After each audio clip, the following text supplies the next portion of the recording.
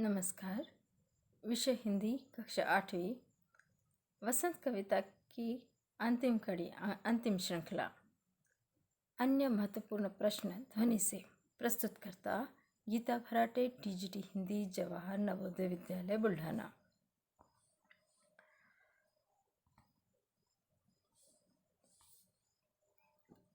अन्य महत्वपूर्ण प्रश्न में प्रथम प्रश्न है, कविता का शीर्षक ध्वनि, इस शब्द से आप क्या समझते हैं? हमने जैसे कविता के प्रारंभ में ही देखा था, ध्वनि ये इस कविता का शीर्षक है और उसका अर्थ क्या है। तो मैंने आपको बताया था कि ध्वनि जो है वो अनुभूति से ज़्यादा करीब का शब्द है, अनुभूति से ज़्यादा निकट का है, जबकि आवाज़ जो है वो आपको सुनाई देती है। इसको भौतिक नहीं कहना चाहिए, दिखती नहीं है, लेकिन शोर गुल, आवाज़, ये सारी चीख, ये सारे शब्द समान महत्व रखते हैं, समान अर्थ के हैं। लेकिन ध्वनि शब्द जो है वो अनुभूति से है, जिसका वर्णन करना दूसरी बात है। वर्णन शब्द में किया जा सकता है, आवाज़ के सहारे उसे प्रकट किया जा सकता है।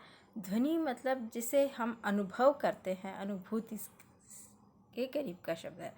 ध्वनि शब्द का अर्थ आवाज़। इस कविता में ध्वनि शब्द अंतर मन की पुकार हेतु प्रयुक्त किया गया है।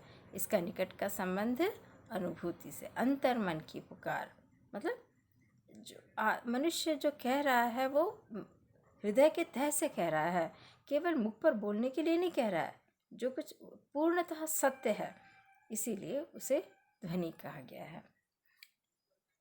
प्रश्न दूसरा, कवि ने किस प्रकार प्रकृति के साथ अपने जीवन का तादात्म्य जोड़ा है? तादात्म्य मतलब होता है संबंध, तालमेल। किस प्रकार वसंत के साथ ही क्यों अपना संबंध जोड़ने का प्रयास किया है? प्रकृति में वसंत के आगमन से ही बदलाव आ जाता है ना। प्रथम महीना जो होता है चैत्र, है ना, तो उसमें वसंत का आगमन हो जाता है। चारों ओर वसंत की आभास, सुषमा, सौंदर्य व आह्लाद की अनुभूति, आनंद की। उसे ऐसा लगता है कि ऐसे में सभी फूल और कलियों को खुलकर खिलना होगा। इसीलिए वह अपने हाथों से के कोमल स्पर्श से सभी का आलस्य और प्रमाद दूर भगाना चाहता है। जो भी कली अलसाई रहती है उसके प्रमाद को, उसके आलस को दूर भगाना चाहता है और अनंत काल तक खिलते रहने के लिए क्या करना चाहता है? उसे प्रेरित करना चाहता है।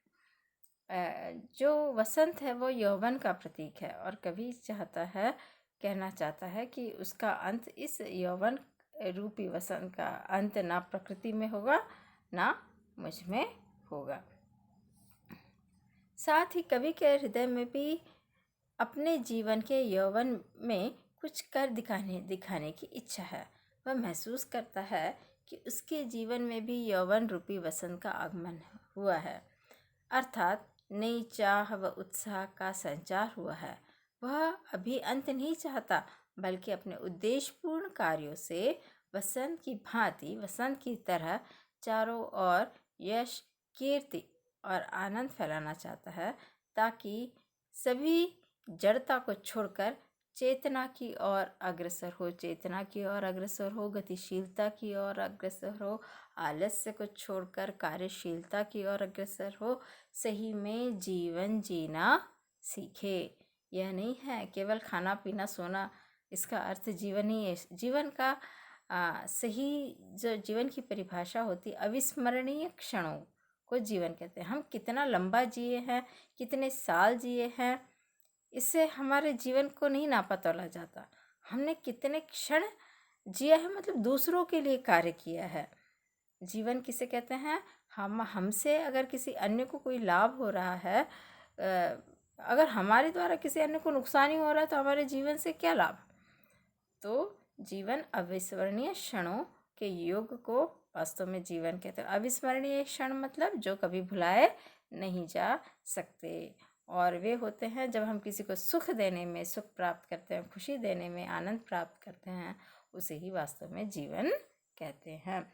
तो जिस प्रकार वसंत का दूसरों को आह्लादित करता है, उसी तरह हमारे जीवन का उद्देश्य होना चाहिए दूसरों को आह्लादित करना, उसको गति प्रदान करना, उसके जीवन में संचार, चेतना का संचार करना। तो यही कवि करना चाहता है। दोनों में यही तालमेल है, यही समानता है। क्या कविता का शीर्षक वसंत सार्थक है? कविता का शीर्षक पूर्णतः सार्थक है, वसंत नहीं। यहाँ कविता का शीर्षक धनी।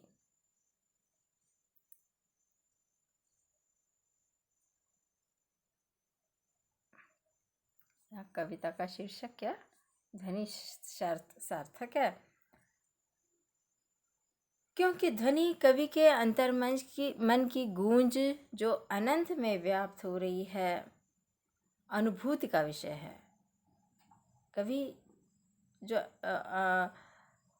कविता का शीर्षक पूर्णतः सार्थक है, क्योंकि ध्वनि कवि के अंतर्मन की गूंज जो अनंत में व्याप्त, चारों ओर कवि को ऐसा लग रहा है जो मैं कहना चाहता हूँ वही चारों ओर की प्रकृति की भी यही इच्छा है।